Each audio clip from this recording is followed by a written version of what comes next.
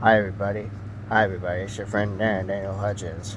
So by the time we post this, it will be late night video. So what are we doing for late night videos? Well, that is an excellent question for this edition of the late night videos. Alright, so what are we doing for the edition of the late night videos? Alright, so tonight's late night video, we are going to be going on the how much was Deadpool paid for the first movie.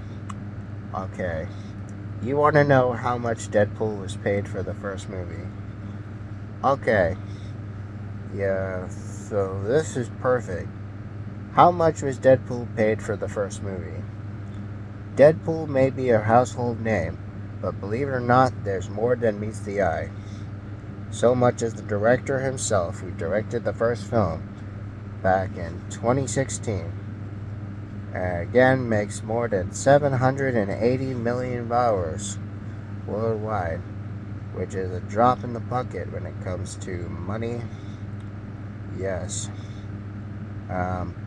So I got about $225,000 to direct the Deadpool.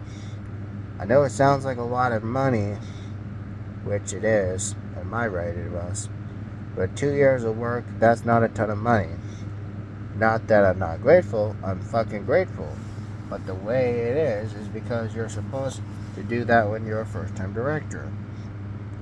But again, he remains humble about it, knowing that the helped transform the Merc of the Mouth from a cult favorite comic book character to a global pop culture sensation. However, he does admit, because of all the merchandise that came out from the franchise, he should have negotiated a bit of those sales. But who's really to blame? Nobody, because he's perfectly fine. Related to this article, Deadpool and Wolverine is the best comic book movie in the golden issue of 2024. Well, we know that already, so let's just keep going. You know what I feel? Nothing but pride, he says.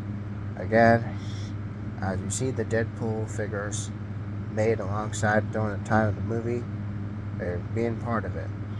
Unfortunately, the director of the movie also has a secret level of renewal, giving creative difference between him and Deadpool star Ryan Reynolds, preventing him to return anymore for his sequels. It becomes pretty clear that Ryan wants to control the franchise, so yeah, you can work that way as a director, but quite successfully, but I cannot argue with him because he's Ryan freaking Reynolds. So again, Ryan's the face of the franchise, so he's got to say, but as far as I see, he wants to control it, he's going to control it. Of course, wonder for Deadpool 2 would have turned out if Miller stuck around. In fact, the Terminator Dark Fate director gave a taste for his money.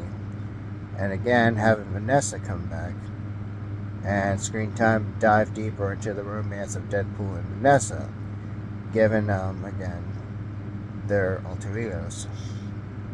Miller also wanted to have other characters in there appear in a scene with Deadpool. However, it's been kind of favored out for Juggernaut instead.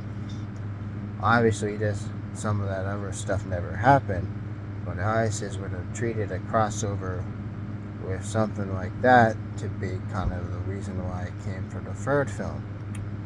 Okay, so there was a point where back in 2016, or there was a time back in the day where Fantastic Four would have almost made it in the Deadpool crossover. Yes, there was a time back in the day where Fantastic Four, more specifically the 2000s Fantastic Four, would have almost made it into Deadpool 2. Yeah, did you guys know that? Now you guys know. There was almost a time where the Fantastic Four almost would have been in Deadpool 2. And if Miller was the director, it would have happened. But since it didn't, so...